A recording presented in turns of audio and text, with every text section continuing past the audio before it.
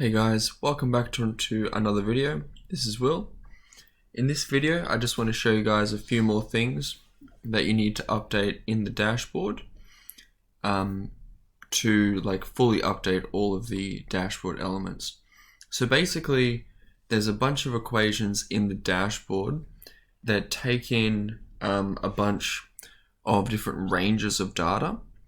And because we've updated our spreadsheet with some new stocks, there's now the ranges for a lot of different functions have got to be changed so they include all of the stocks that we've now got.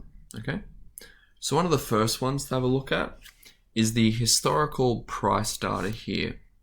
Okay, so this first equation, as you guys remember from the tutorial or from the other video I made about it, this first equation here includes the date and the price information for the A2 milk company, right?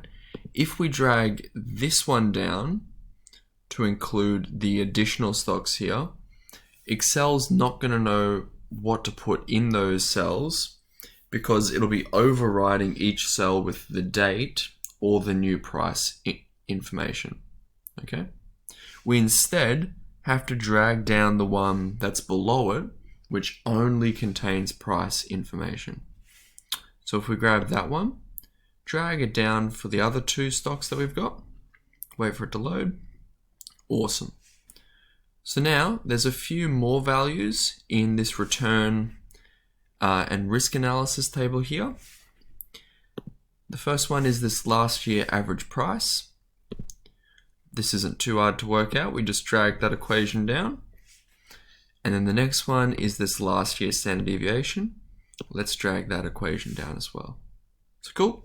This table's now up to date. So there's also this table here, right?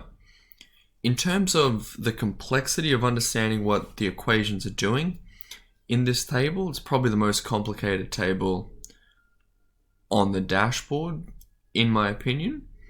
But that's all right, because the way to actually update this table is we've just got to change a few different values, like a few different data ranges, so that it's better represented. Okay, so the first one to take into account is this cell here, right? C52, the minimum market value, right? What you'll notice if you click up here, it references this cell, which is fine, but it's E4 to E14. Okay, let's have a look at what that looks like. That doesn't contain two of our new stocks. So let's make that 14 a 16. Now it'll be finding the fifth largest value out of the whole list of values there. Okay. Now that value there has been updated,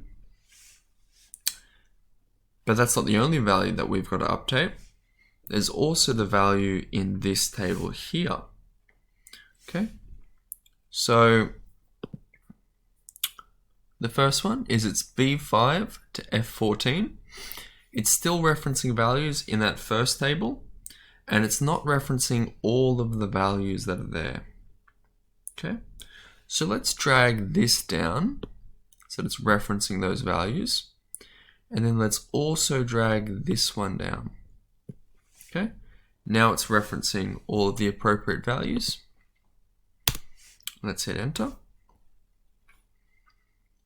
There we go. Now it's been updated. Okay, so that should be all of the dashboard elements updated. Yeah, and this is just one of the ways that you can create your template, your dashboard version 1, just adding your data to the template. I'll see you guys in the next video.